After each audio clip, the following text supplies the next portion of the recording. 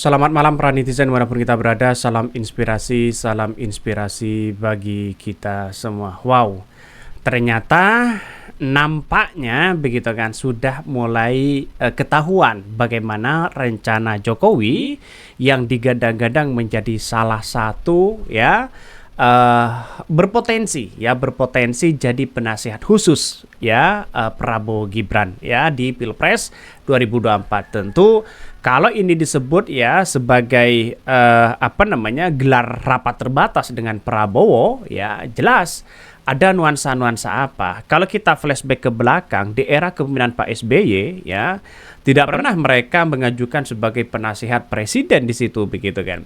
Tapi kenapa sekarang ini ingin Jokowi berkuasa di situ begitu, karena seorang presiden itu adalah posisinya pasti terhormat, mestinya orang akan berspekulasi wah ini jadi penasehat mereka begitu kan.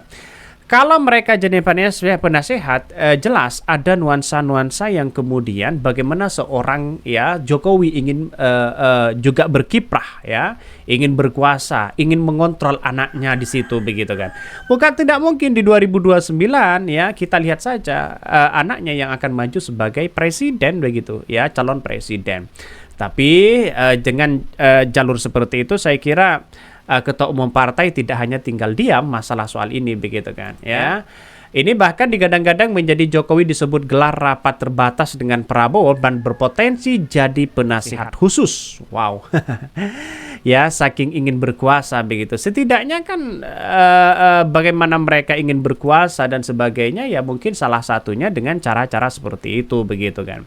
Maka dengan apa yang kemudian disampaikan Bahlil di situ begitu disebut kemungkinan besar jadi penasihat khusus Prabowo.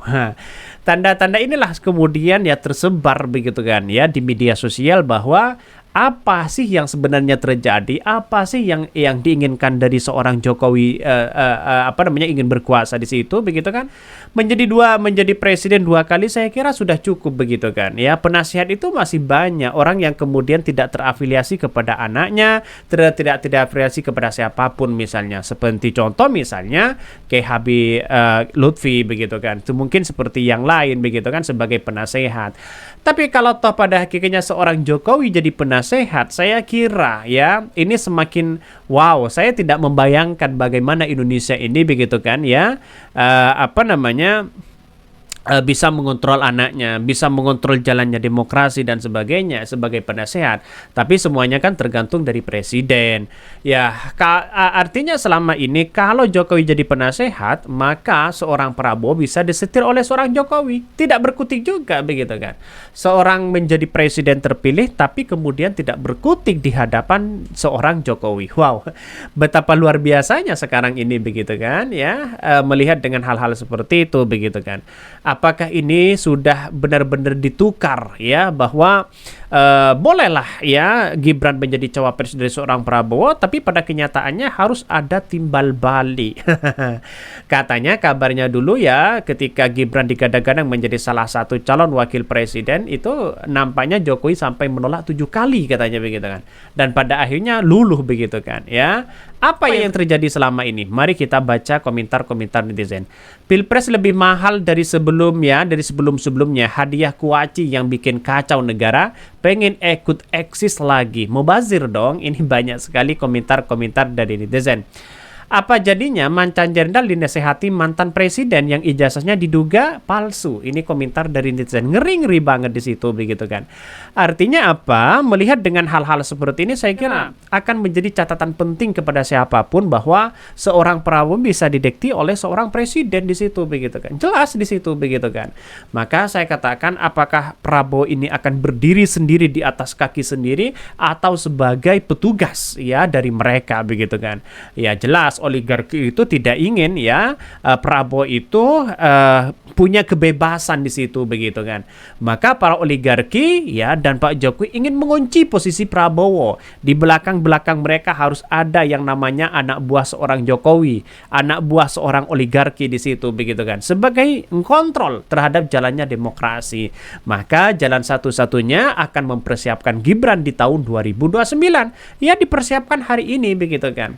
Karena dengan adanya seperti ini, maka ini akan berpotensi ya kepemimpinan seorang Prabowo tidak akan begitu maksimal karena begitu banyak ya yang kemudian saling segat sama sini sana sini begitu kan untuk merebutkan kekuasaan, dan kabarnya akan ditambahkan ya 3 menteri ya membuat kementerian baru di situ, katanya 3 kementerian baru ya untuk mengelola bagaimana kue-kue kekuasaan mulai sudah terbongkar begitu kan. Tapi sayang, 1000 sayang, setegas Prabowo kok bisa saja ya tidak berkutik di hadapan seorang Jokowi dan para oligarki. Tetapi mari kita baca terlebih dahulu ya beritanya dari dari Tempo yang saya kutip di sini. Ini cukup menarik begitu kan.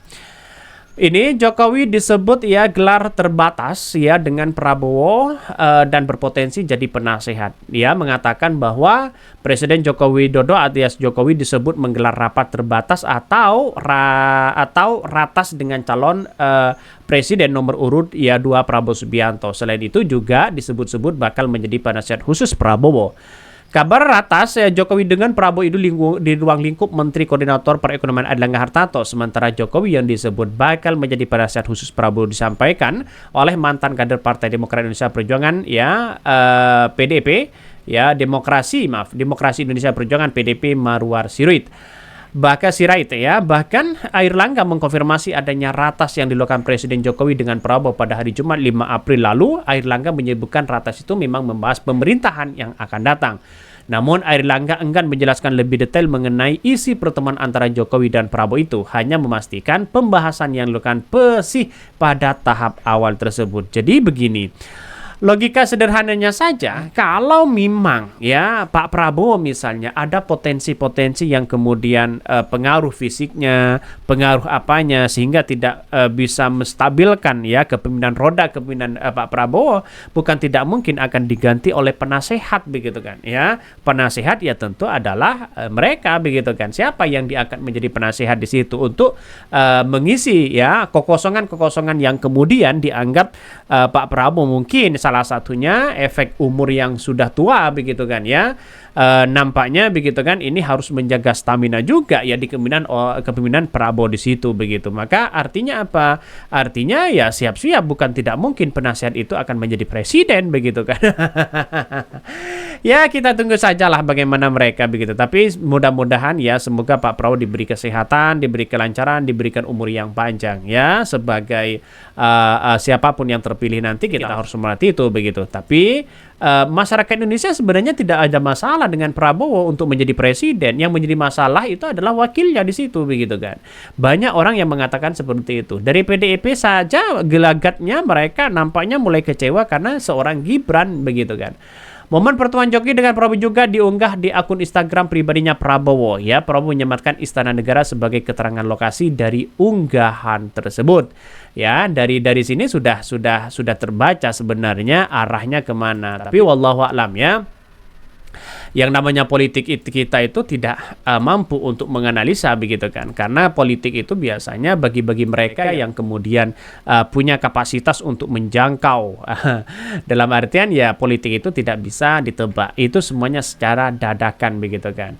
Ada yang mengatakan wah ini gimana begitu kok menjadi penasehat, ini gimana dan sebagainya. Saya kira kalau Jokowi jadi penasehat, siap-siap Jokowi lah menjadi presiden nanti. Ya bisa saja Pak Jokowi bisa jadi presiden lagi begitu kan ya. Oke, mungkin itu yang kami sampaikan ya. Tonton terus channel Hot dari Podcast Rakyat ini karena ada berita-berita menarik dan viral setiap harinya. Salam para netizen, salam inspirasi bagi kita semua. Jangan lupa di subscribe channel YouTube dari Podcast Rakyat ini.